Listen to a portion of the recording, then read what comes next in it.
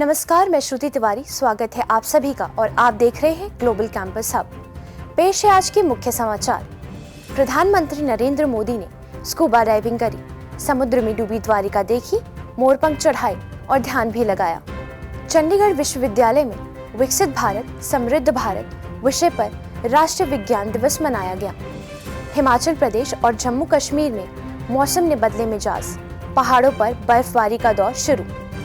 JEE mains 2024 दूसरे sessions के लिए रजिस्ट्रेशन फरवरी से शुरू। 1 से 15 अप्रैल तक होगा एग्जाम, 25 अप्रैल को रिजल्ट्स आएंगे। देश का पहला केंद्र योग एवं प्राकृतिक शोध संस्थान हरियाणा के झज्जर जिले में स्थापित होगा। प्रधानमंत्री और मुख्यमंत्री ने किया उद्घाटन। महिला प्रीमियर लीग के दूसरे सीजन की शानदार शुरुआत हुई। आइए अब जानते हैं इन्हीं खबरों को विस्तार से। प्रधानमंत्री नरेंद्र मोदी ने रविवार को गुजरात में पंचकुई समुद्र तट पर स्कूबा डाइविंग की और पानी में डूबी भगवान श्री कृष्ण की प्राचीन द्वारिका नगरी के दर्शन करने के साथ वहां पूजा अर्चना भी की। मोदी ने कहा कि वहां प्रार्थना करना एक बहुत ही दिव्य अनुभव रहा। सफेद डाइविंग हेलमेट और गेरुआ वस्त्र पहन मोदी समुद्र तल पर पालथी मारकर बैठे और हाथ जोड़कर भगवान की प्रार्थना की। इस दौरान नौसेना के गोताखोरों ने उनकी मदद की। इससे पहले मोदी हाथ में मोरपंख लिए वहां पहुंचे, उसे भगवान कृष्ण को अर्पित भी किया। पानी से बाहर आने के बाद मोदी ने कहा, साहस से कहीं अधिक यह आस्था थी। स्कूबा डाइविंग वे द्वारिका द्वीप के पास द्वारिका के तट पर कराई जाती है, जहां लोग पुरातात्विक वीडियो द्वारा खोजी गई समुद्र में डूबी प्राचीन द्वारिका के मौजूद अवशेषों को देख सकते हैं। मोदी ने बाद में यहां एक सभा को संबोधित करते हुए अपने अनुभव साझा किए। उन्होंने कहा कि जब वे प्राचीन शहर को स्पर्श कर रहे थे तो 21वीं सदी के भारत की भव्यता की तस्वीरें उनके आंखों के सामने घूम गई और वहां काफी देर तक पानी के अंदर रहे। उन्होंने कहा, समुद्र में द्वारिका के दर्शन ने विकसित भारत के मेरे इस संकल्प को और भी मजबूत कर दिया है। प्रधानमंत्री ने सोशल मीडिया मंच एक्स पर कुछ तस्वीरों के साथ अपने अनुभव भी साझा किए। उन्होंने पोस्ट किया, आज गहरे समुद्र में दिव्य और द्वारिका जी के दर्शन की अनुभूति अद्भुत बन गई। मुझे आध्यात्मिक भव्यता और काल अतीत भक्ति के एक प्राचीन युग से जुड़ाव महसूस हुआ। भगवान श्री कृष्ण का आशीर्वाद हम सब पर बना रहे। मोदी ने यहाँ सभा को संबोधित करते हुए कहा कि वे पवित्र शहर को छूने के अपने दशकों पुराने सपनों को पूरा होने से अभिभूत हैं। चंडीगढ़ विश्वविद्यालय में विकसित भारत समृद्ध भारत विषय पर राष्ट्रीय विज्ञान दिवस मनाया गया। कार्यक्रम का शुभ आरंभ विश्वविद्यालय के कुलपति प्रोफेसर डॉक्टर मनप्रीत सिंह मन्ना ने स्वागत भाषण से किया। विज्ञान संकाय से और आयोजित इस कार्यक्रम में मुख्य अतिथि कार्यकारी निदेशक Punjab state council science and technology council के डॉक्टर जितेंद्र कौर अरोड़ा ने कहा कि आज भारत की छवि दुनिया के देशों में सबसे ऊपर उठी है। जो अमेरिका को सुपर पावर कहा जाता था, वहां आज भी इंपोर्ट और एक्सपोर्ट के क्षेत्र में और साइंस और टेक्नोलॉजी के क्षेत्र में भारत पर आश्रित है। दुनिया में प्रत्येक क्षेत्र में भारतीय वैज्ञानिकों की भूमिका प्रमुख होती है। विशिष्ट अतिथि Homi Bhabha cancer hospital and research centre Mullanpur Chandigarh के निदेशक डॉक्टर आशीष गुलिया ने बताया कि भारत का इसरो अंतरिक्ष विज्ञान के क्षेत्र में दुनिया का अग्रणी संस्था है। उन्होंने चंद्रयान 2 की सफल लैंडिंग करवाकर लगातार अंतरिक्ष के शोध में आगे बढ़ रहे हैं। विज्ञान दिवस पर प्रधानमंत्री नरेंद्र मोदी ने कहा कि भारत 2027 तक अंतरिक्ष में अपना खुद का स्पेस सेंटर बना लेगा। कार्यक्रम की अध्यक्षता करते हुए विज्ञान संकाय के एग्जीक्यूटिव डायरेक्टर प्रोफेसर दत्तात्रेय के नागेशा ने बताया कि आज चंडीगढ़ यूनिवर्सिटी के स्टूडेंट्स ने साइंस और टेक्नोलॉजी पर आधारित काफी अच्छे प्रोजेक्ट्स की प्रदर्शनी लगाई है। कार्यक्रम में पैरामेडिकल कॉलेज के निदेशक डॉक्टर हिमांशु त्रिपाठी ने भी संबोधित किया। हिमाचल प्रदेश और जम्मू कश्मीर में इस सप्ताह मौसम ने बदले मिजाज। इसी कारण पहाड़ों पर बर्फबारी का दौर शुरू। शिमला व कुफरी सहित कुछ स्थानों पर बर्फ के हल्के फाहे गिरे। मनाली के काफी पर्यटन स्थलों पर टनल के दोनों छोरों पर बर्फबारी हुई। शाम के समय माल रोड मनाली में भी बर्फ के फाहे गिरे। लाहौल स्पीति सहित मनाली प्रचंड शीतलहर की चपेट में आ गया। रोहतांग, शिंकुला व बारालच्चा दर्रे के साथ lady of Keylong, seven sisters peak, Gepan peak, छोटे और बड़े शीघ्र ग्लेशियर में भी फाहे गिरे। खराब मौसम के बावजूद लाहौल स्पीति में 4x4 वाहनों की आवाजाही जारी।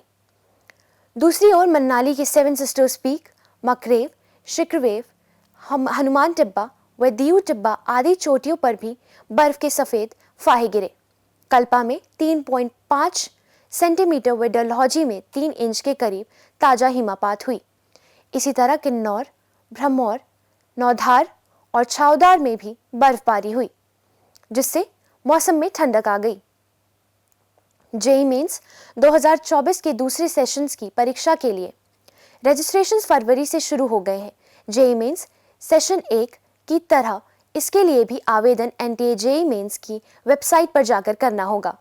सेशन 2 के लिए रजिस्ट्रेशन और एप्लीकेशंस फीस पेमेंट की लास्ट डेट 2 मार्च है। यहाँ एग्जाम 1 से 15 अप्रैल तक होगी। इसके रिजल्ट 25 अप्रैल को जारी किए जाएंगे। नोटिफिकेशन के अनुसार जेईई मेंस सेशन 2 के लिए आवेदन करने वाले उम्मीदवारों को उनकी परीक्षा केंद्र के बारे में मार्च के तीसरे सप्ताह में जानकारी दी जाएगी, जबकि एडमिट कार्ड परीक्षा से 3 दिन पहले ही जारी किए जाएंगे। जेईई मेंस 2024 की सेशन 2 परीक्षा 3 अप्रैल से शुरू होकर 15 अप्रैल तक चलेगी। इसका रिजल्ट 25 अप्रैल को जारी किया जाएगा। हालांकि इससे पहले सेशन 2 परीक्षा 1 अप्रैल से शुरू हो रही थी, लेकिन सीबीएसई बोर्ड 12वीं की परीक्षा की डेट क्लैश होने के चलते एनटीए ने इस शेड्यूल में बदलाव करने के फैसले किए। अगर बात करें पात्रता की, तो इसके लिए 12वीं पीसीएम में कम से कम 75% मार्क्स होने चाहिए और एसटी/एससी के वर्ग के उम्मीदवारों के पास 65% मार्क्स होने चाहिए। जेईई मेंस पेपर 1 1300 अंकों का होता है और पेपर 2 2400 अंकों का होता है। हर सही उत्तर के लिए 4 अंक दिए जाएंगे और हर गलत उत्तर के लिए 1 अंक की नेगेटिव मार्किंग होगी। जेईई मेंस के जरिए आईआईटी और एनआईटी जैसे संस्थानों में इंजीनियरिंग कोर्स में एडमिशन मिलता है। पेपर 2 के जरिए BTech in architecture and planning के कोर्सेज में एडमिशन मिलता है। हरियाणा के झज्जर जिले में स्थापित केंद्र योग एवं प्राकृतिक अनुसंधान संस्था के उद्घाटन कार्यक्रम में मुख्यमंत्री मनोहर लाल ने कहा कि हरियाणा, दिल्ली और राजस्थान सहित उत्तर भारत के निवासियों को होगा लाभ। उन्होंने कहा कि पीएम मोदी ने योग और आयुष को दुनिया में नई पहचान देने के ऐतिहासिक कार्य को शुरू किया है। यह प्राकृतिक चिकित्सा अनुसंधान केंद्र पीएम मोदी की मुहिम को और आगे बढ़ाएगा। झज्जर जिले के बादली तहसील के देवरखाना गांव में उद्घाटन कार्यक्रम में प्रधानमंत्री ने 100 करोड़ रुपए की अन्य योजनाओं की भी सौगात दी।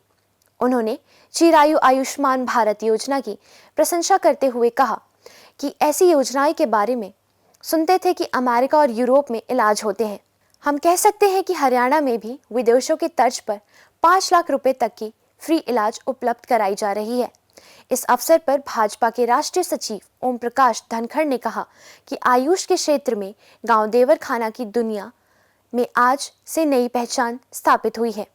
उन्होंने कहा कि यह संस्थान आयुष को नई ऊंचाइयों तक लेकर जाएगा।